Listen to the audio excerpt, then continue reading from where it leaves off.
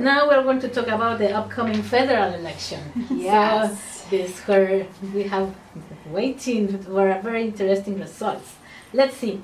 First, because in Latin America, and most of the regimes are Republicans, so are not parliamentary. Right. So the question is, sometimes we cannot understand how the parliamentary government works. So the first one, when Mr. Harper shut down the parliament, who is in charge? Right. So who's going to go in the government? So when we say he shuts down Parliament, it means that he has sent all the MPs home. Right? There's 308, I think.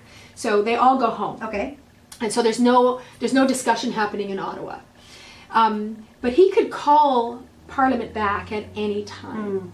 And he just needs to go to the Governor General to say, I'm calling Parliament back, and the Governor General sends a letter out to all of the MPs throughout the entire country, and they all come back, and then they do their debate, they do their work.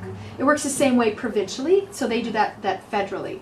And he is the Prime Minister until after the election. So if something were to happen between now and October 19th that requires debate of our MPs, he can call it back. Correct. Oh, okay.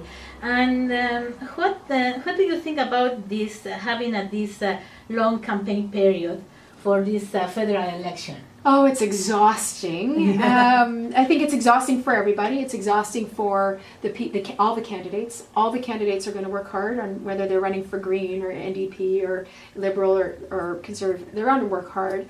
So they're going to be exhausted because 10 weeks is a very, very, very long time to be doing that work. The volunteers, because everyone has volunteers, they're going to be exhausted. And I worry, actually, that the voters are going to be exhausted. That they're going to be hearing all the ads and seeing all the signs, and it's going to be bombarded and overwhelmed.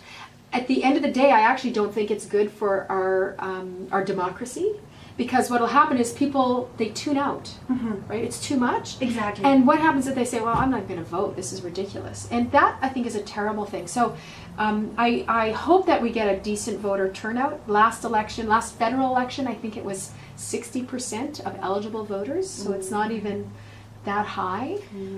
You just talk about something very, very important, about voting. For example, in how many countries, for how many years women were asking to vote. And now that we have the right, some women don't vote. So this is the opportunity to... In some countries, people are dying because trying to ask a right to vote. Yes. Right. And here, we give it for granted. Take it for granted. We take it for granted, and we don't go to vote. That's terrible. And this is very, very important. I wish I can convince everybody. Please choose carefully whatever you think is going to be your government, and after that, go and please vote. Yes, please. A lot of people will say the reason they don't vote is because they believe their vote just doesn't count. But it does.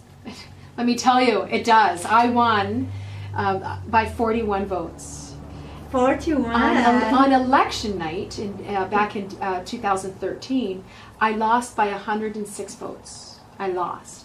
Yes. And my campaign manager said there are still about 2,000 votes in what we call absentee ballots. So those ballots are, if you were in Kelowna, but you live in Coquitlam-Maillardville, you could be in Kelowna and you could vote in Kelowna for your person in Coquitlam-Maillardville. So it takes 2 weeks to move all those ballots around. Right.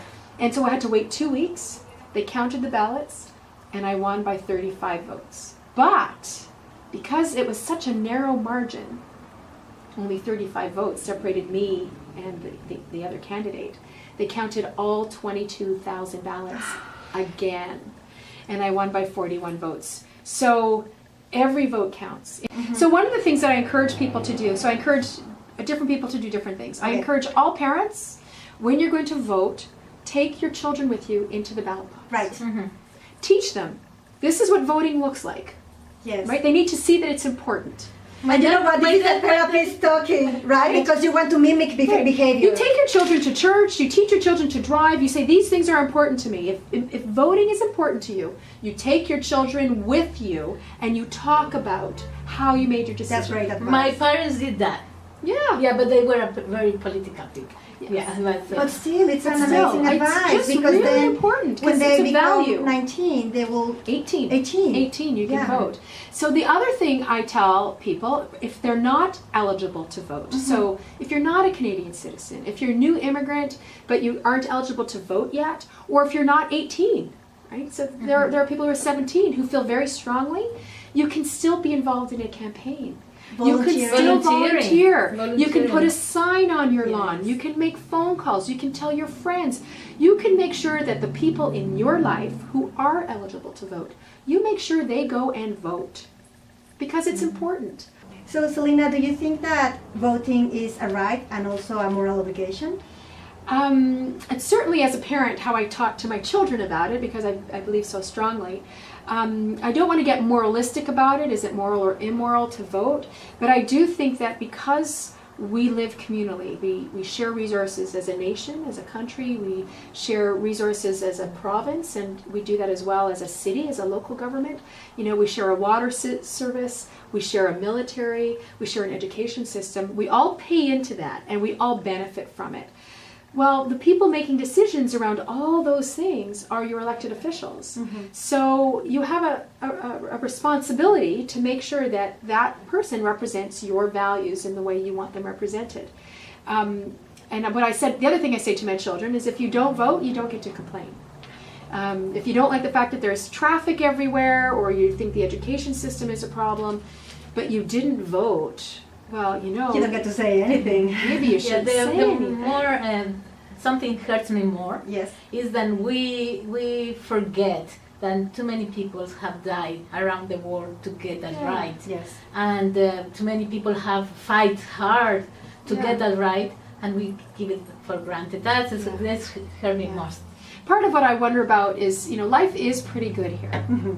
And so when it's good, do we get complacent? But it could go sideways. Definitely. And it could go sideways very quickly. What has happened with that with many countries? Well, that once were like great countries, and all of a sudden, because they have many different factors, but one of those would be the leadership, right? Whoever they decided to give power to. I mean, I will say I'm very worried about Bill C-51, which is the federal bill that is going to have huge implications in terms of who's monitoring us and creating a police state. And I know that in Latin America there's been many police states where people have just disappeared. And I'm not saying that that's going to happen here, but it's the beginning of that thinking, and that worries me. And what I'm pleased about is people are talking about Bill C-51, and they know what it is, and that's good. But you know, we get to make those choices, and I really hope in this next federal election people will think very carefully about who they want to represent them. correct. Yes. Something else that you want to add? I think, well, there's always something where I'm a politician. It's what we do. But I want to thank keep going for the next hour. No. But I do want to thank you for all the work that you do. I know that you volunteer to bring this information forward to your constituency, to your people who are paying attention. And I want to thank you for all the work that you do to help give voice to those of us who are doing public service and making sure that people go out and vote. Please go out and vote, October 19th. Yes. Thank you, friends. Thank you, Lolita. Thank you, Selina. Thank you so much for your attention. And yes, I guess that would be the last message. Please vote. It's very important for everyone. Don't forget. Thank you. Bye. Bye.